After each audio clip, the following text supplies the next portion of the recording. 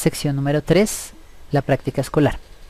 Desde tu experiencia en la formación, ¿qué consideras que es importante? ¿Qué aspectos que contribuyen a el desarrollo del lenguaje de las personas sordas? ¿Cuál piensas tú? Obviamente es muy importante. ¿Cuál? La lengua de señas.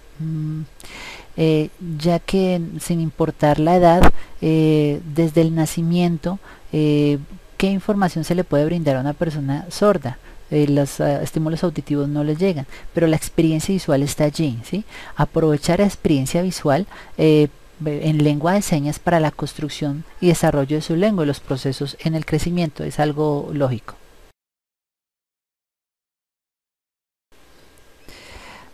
Desde tu experiencia, lo que has visto como profesor formador de sujetos sordos, ¿qué tú ves que dificulta el desarrollo del lenguaje? ¿Cuáles son los obstáculos para el desarrollo del lenguaje en estos estudiantes diversos? Bueno, ¿cuál es la consecuencia? En su gran mayoría procesos de oralización en donde se enfocan en la rehabilitación oral. Eso impide el desarrollo de la lengua. También la historia de cada sujeto sordo. Sujetos, por ejemplo, que viven en pueblos alejados y que nunca han tenido contacto y que permanecen solos y que no han desarrollado una lengua, ni la lengua de señas, o niños que nacen sordos pero piensan que tienen un problema de aprendizaje y su desarrollo pues es difícil. Cada uno tendrá su situación, pero en especial la imposición del oralismo es la que más impide el desarrollo del lenguaje. De acuerdo a su experiencia, eh, que conoce de los grupos indígenas, de los grupos con discapacidad física, sensorial, motriz, bueno, de los diferentes grupos que hay allí, tú ves igualdad o diferencia en los procesos que lleva cada uno. ¿Tú qué ves? ¿Cuál? Igualdad o diferencia en que en los procesos que están incluidos allí, en los procesos. ¿Tú qué piensas? Cuéntanos al respecto. Ok, bueno, depende. Depende de la situación de cada uno de estos grupos, también depende de las influencias educativas, sociales, políticas. Por ejemplo, la comunidad indígena que tiene su cultura y sus procesos, todos ya sabemos y reconocemos por antigüedad los grupos indígenas, ¿sí?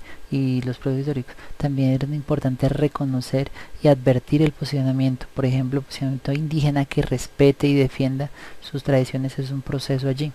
Otro grupo, por ejemplo, de los ciegos, en donde se ve una mayor participación política, donde hay acuerdos y convenios entre ellos, donde se conocen. También, por ejemplo, una persona se vincula y hay un reconocimiento de no vidente y allí desarrollan sus procesos.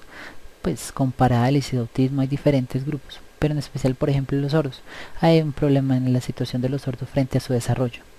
Debido a las múltiples influencias, una de ellas frente a la comunidad o a la fortaleza de la comunidad no hay. Hasta hace muy poco está la lengua de señas, más o menos que unos 80 años. Personas viejas la hablan, pero no hay una unión y no hay fortaleza allí, no hay una fortaleza en la unión. Hay algunas asociaciones, por ejemplo, asociaciones a nivel nacional, pero fuera de ellas no hay nada. También el aspecto educativo es muy difícil. Por ejemplo, el gobierno ofrece y da apertura a colegios distritales, por ejemplo, para la integración de inclusión, pero no es clara la inclusión, porque allí hay un poder oyente que es el que domina. También las influencias de enfoques clínicos en donde hacen una recomendación frente a la operación, frente a los implantes y que animan eso y llegan y generan confusiones. Eso invade también padres que no saben qué hacer con sus hijos sordos, piensan que es una difícil, tienen un imaginario de sus hijos. También, por ejemplo, una comprensión frente a la comunidad. Hay muchas cosas sociales que afectan y desorganizan. Por eso es que no se ve un buen desarrollo de la comunidad. Claro, se requiere conocer a la persona sorda desde que nace, cambiar las representaciones sociales que se tienen de este sujeto, tener claridad para que después poder organizar planes que orienten y den fortaleza. Hoy en día hay una debilidad y está todo muy desordenado.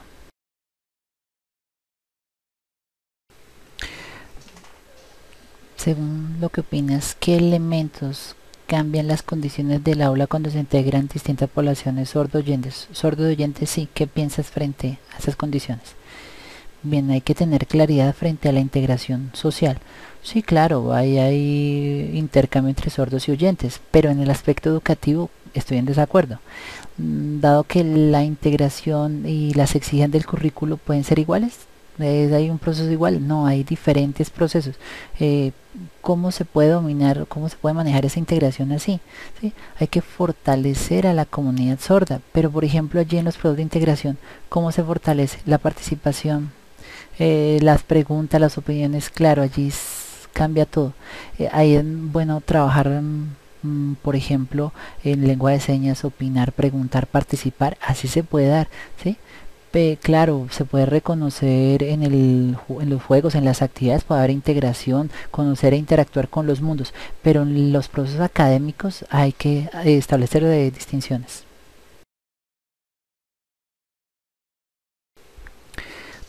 De acuerdo a lo anterior, ¿qué piense, qué aspectos positivos y negativos ves que hay en la integración de sordos y oyentes? Cuéntanos. Bien, positivos, pues muy poco. Por ejemplo, conocer la cultura, interactuar socialmente es algo positivo. Negativo son muchos aspectos. Los procesos son totalmente diferentes entre sordos y oyentes. Los profesores, por ejemplo, oralizan y el intérprete pasa, pero no hay una orientación directa. El intérprete lo que hace es pasar la información. El profesor dice algo, orienta a los oyentes, pero pues no hay orientación a los sordos. El profesor, por ejemplo, hace preguntas y el oyente contesta de manera muy rápida. El sordo siempre está atrasado en sus participaciones. Claro, también es reconocer la historia educativa, los ingresos tardíos, el desarrollo de la lengua de señas. Hay múltiples factores que hacen inequidad. Por ejemplo, aspectos de conocimiento, no estoy diciendo que uno sepa más que otro, lo que estoy diciendo es que los procesos de construcción de conocimiento son diferentes en cada población. Hay una ligera ventaja de los oyentes. Claro, los sordos comprenden, pueden, conocen, sí, pero necesitan otro tipo de interacción, por ejemplo la lengua de señas para poder desarrollar eso, mientras que pasa por el intérprete, pues allí hay un bloqueo, son muchas cosas negativas, positivas muy poco.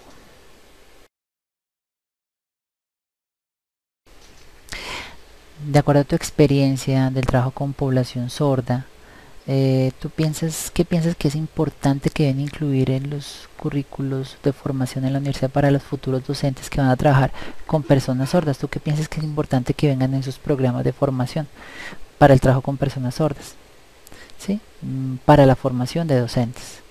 Bien, es muy importante que los profesores desarrollen programas pertinentes para las personas sordas. Lo primero es, pues en general, currículos que orientados por el gobierno, y en los primeros hay que conocer a las personas, ¿ah? Saber quién es la persona. También hay que ingresar al mundo sordo, ver la experiencia de vida de las personas sordas e interactuar ahí. Ya con esa experiencia es mucho más fácil poder integrar elementos de los procesos con la experiencia de los sordos. Por ejemplo, no significa quitar contenidos para los sordos, no, se pueden dejar los contenidos. Lo que hay que hacer es buscar las articulaciones para que exigir y mejorar la calidad educativa de las personas sordas. También dentro de los programas es necesario poner elementos como las competencias básicas, lenguaje, científicas, ciudadanas. Por ejemplo, el INSOR desarrolló una experiencia y los resultados de investigación muestran los procesos de cómo poder articular e ir cambiando ese currículo general para un currículo pertinente para las personas sordas, para el desarrollo ideal de estas personas sordas.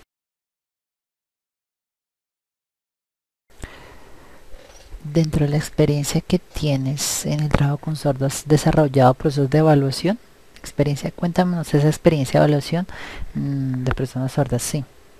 Bueno, la evaluación para personas sordas, lo primero hay que ser consciente de las estrategias pedagógicas, también de los procesos de cada uno de los estudiantes a evaluar. La evaluación también depende de la historia de cada uno de ellos. Por ejemplo, si hay un estudiante que tiene un desarrollo de lengua de señas, tiene un proceso de evaluación totalmente diferente. Por ejemplo, aquel que llegó tardíamente a la escuela tiene un proceso diferente y su evaluación pues va a depender allí hay una diversidad y hay que tener un respeto a esa diferencia. La evaluación, cómo se desarrolla allí, es importante conocer qué es lo que saben los estudiantes frente a sus respuestas, frente a la lengua de señas, frente a lo que expresan. o también, por ejemplo, lo que puedan expresar en otros lenguajes, las interpretaciones y comprensiones que tengan ellos, para poder evaluar.